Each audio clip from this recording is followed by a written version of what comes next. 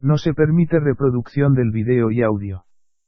Derechos reservados del autor. Copyright, Melmerel, 2019. Obra de Gustavo Adolfo Bécquer, la cual se titula, La Ajorca de Oro. Ella era hermosa, hermosa con esa hermosura que inspira el vértigo, hermosa con esa hermosura que no se parece en nada a la que soñamos en Los Ángeles y que, sin embargo, es sobrenatural. Hermosura diabólica, que tal vez presta el demonio a algunos seres para hacerlos sus instrumentos en la tierra. Él la amaba. La amaba con ese amor que no conoce freno ni límite. La amaba con ese amor en que se busca un goce y solo se encuentran martirios, amor que se asemeja a la felicidad y que, no obstante, diríase que lo infunde el cielo para la expiación de una culpa. Ella era caprichosa, caprichosa y extravagante, como todas las mujeres del mundo. Él, supersticioso, supersticioso y valiente, como todos los hombres de su época. Ella se llamaba María Antúnez. Él, Pedro Alonso de Orellana. Los dos eran toledanos, y los dos vivían en la misma ciudad que los vio nacer. La tradición que refiere esta maravillosa historia acaecida hace muchos años, no dice nada más acerca de los personajes que fueron sus héroes. Yo, en mi calidad de cronista verídico, no añadiré, ni una sola palabra de mi cosecha para caracterizarlos, mejor.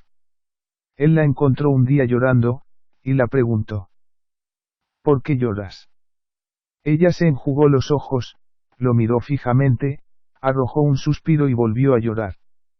Pedro, entonces, acercándose a María le tomó una mano, apoyó el codo en el pretil árabe desde donde la hermosa miraba pasar la corriente del río y tornó a decirle.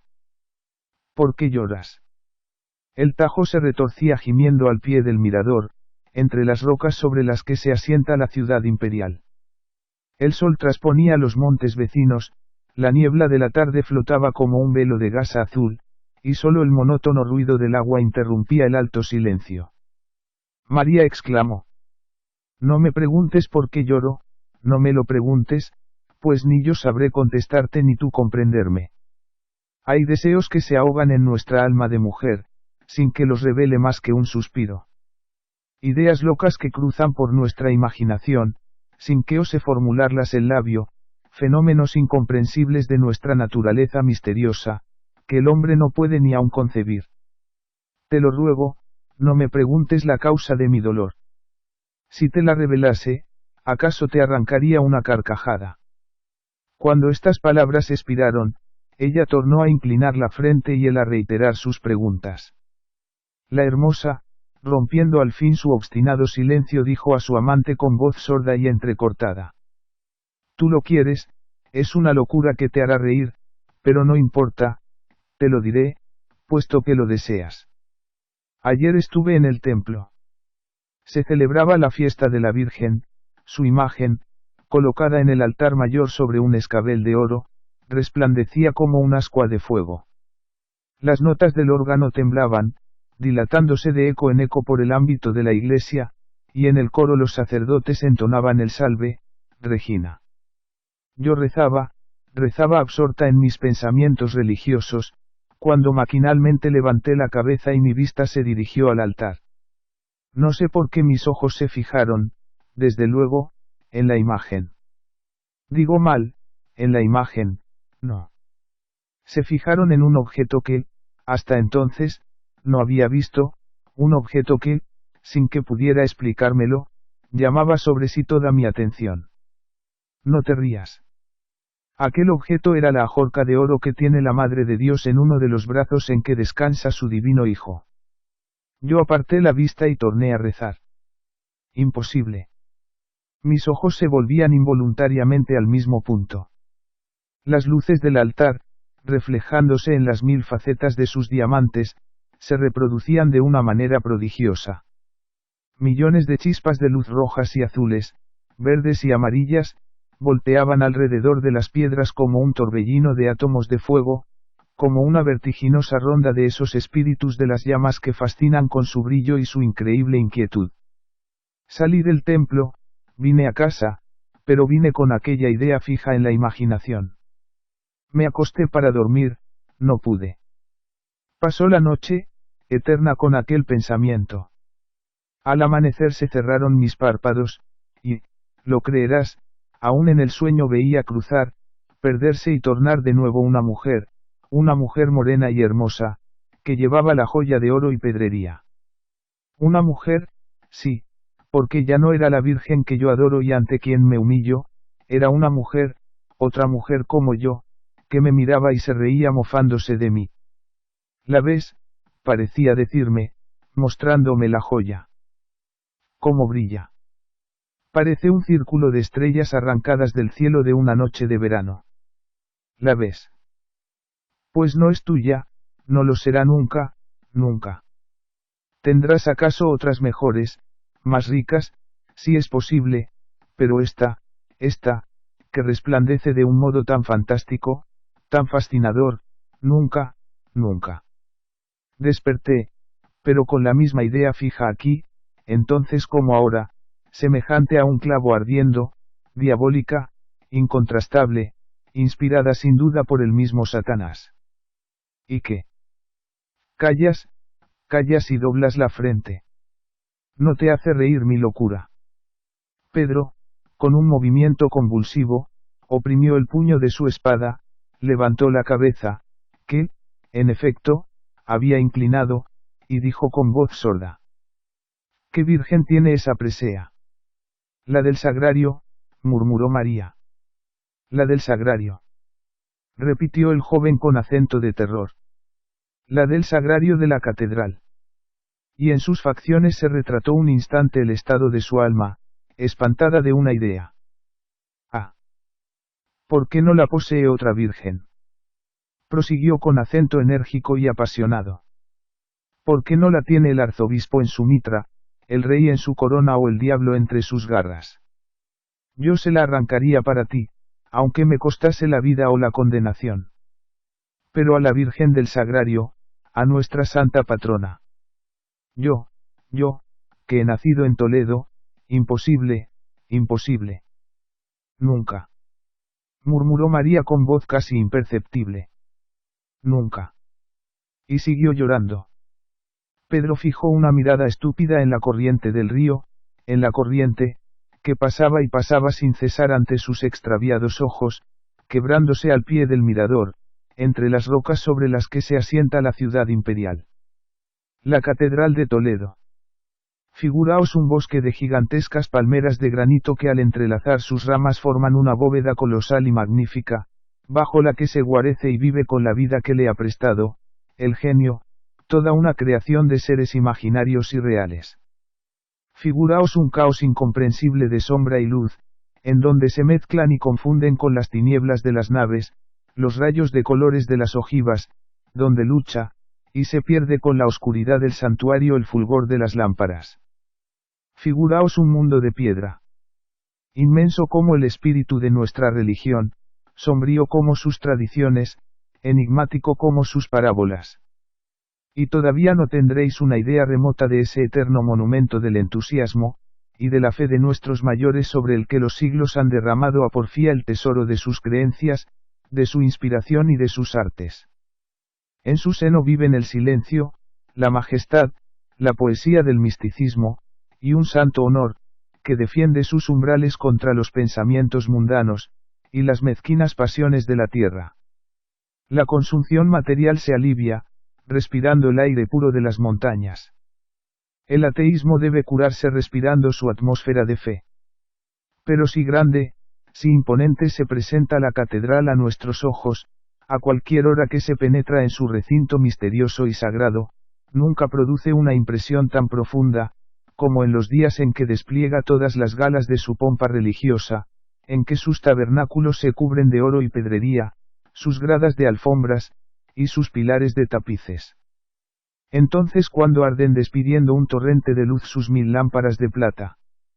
Cuando flota en el aire una nube de incienso, y las voces del coro, y la armonía de los órganos, y las campanas de la torre estremecen el edificio, desde sus cimientos más profundos hasta las más altas agujas que lo coronan, entonces es cuando se comprende, al sentirla, la tremenda majestad de Dios, que vive en él, y lo anima con su soplo, y lo llena con el reflejo de su omnipotencia.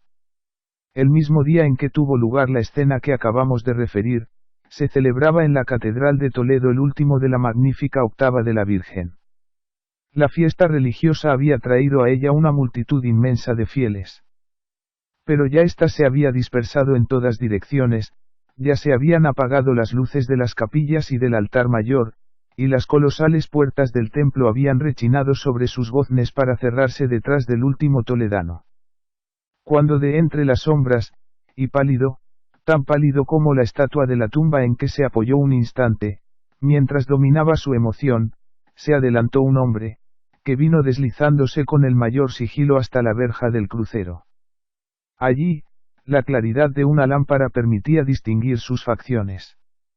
Era Pedro. ¿Qué había pasado entre los dos amantes para que se aprestara, al fin, a poner por obra una idea que solo al concebirla había erizado sus cabellos de horror? Nunca pudo saberse. Pero él estaba allí, y estaba allí para llevar a cabo su criminal propósito. En su mirada inquieta, en el temblor de sus rodillas, en el sudor que corría en anchas gotas por su frente, llevaba escrito su pensamiento. La catedral estaba sola, completamente sola, y sumergida en un silencio profundo. No obstante, de cuando en cuando se percibían como unos rumores confusos, chasquidos de madera tal vez, o murmullos del viento, o, quién sabe. ¿Acaso ilusión de la fantasía, que oye, y ve y palpa en su exaltación lo que no existe, pero la verdad era que ya cerca, ya lejos, ora a sus espaldas, ora a su lado mismo, sonaban como sollozos que se comprimen, como roce de telas que se arrastran, como rumor de pasos que van y vienen sin cesar. Pedro hizo un esfuerzo para seguir en su camino. Llegó a la verja y siguió la primera grada de la capilla mayor. Alrededor de esta capilla están las tumbas de los reyes, cuyas imágenes de piedra, con la mano en la empuñadura de la espada, parecen velar noche y día por el santuario. A cuya sombra descansan por toda una eternidad. Adelante, murmuró en voz baja, y quiso andar y no pudo. Parecía que sus pies se habían clavado en el pavimento. Bajó los ojos, y sus cabellos se erizaron de horror, el suelo de la capilla lo formaban anchas y oscuras losas sepulcrales. Por un momento creyó que una mano fría y descarnada lo sujetaba en aquel punto con una fuerza invencible. Las moribundas lámparas, que brillaban en el fondo de las naves como estrellas perdidas entre las sombras, oscilaron a su vista, y oscilaron las estatuas de los sepulcros y las imágenes del altar. Y osciló el templo todo, con sus arcadas de granito y sus manchones de sillería. Adelante, volvió a exclamar Pedro como fuera de sí, y se acercó al ara, y trepando por ella, subió hasta el escabel de la imagen. Todo alrededor suyo se revestía de formas quiméricas y horribles, todo era tinieblas o luz dudosa, más imponente aún que la oscuridad. Solo la reina de los cielos, suavemente iluminada por una lámpara de oro, parecía sonreír tranquila, bondadosa y serena en medio de tanto horror. Sin embargo, aquella sonrisa muda e inmóvil que lo tranquilizara un instante concluyó por infundirle temor, un temor más extraño, más profundo que el que hasta entonces había sentido. Tornó empero a dominarse, cerró los ojos para no verla, extendió la mano, con un movimiento convulsivo, y le arrancó la ajorca de oro, piadosa ofrenda de un santo arzobispo, la ajorca de oro cuyo valor equivalía a una fortuna. Ya la presea estaba en su poder, sus dedos crispados la oprimían con una fuerza sobrenatural. Solo restaba huir con ella, pero para esto era preciso abrir los ojos, y Pedro tenía miedo de ver. De ver la imagen, de ver los reyes de las sepulturas, los demonios de las cornisas, los endriagos de los capiteles, las fajas de sombras y los rayos de luz que, semejantes a blancos y gigantescos fantasmas, se movían lentamente en el fondo de las naves, pobladas de rumores temerosos y extraños.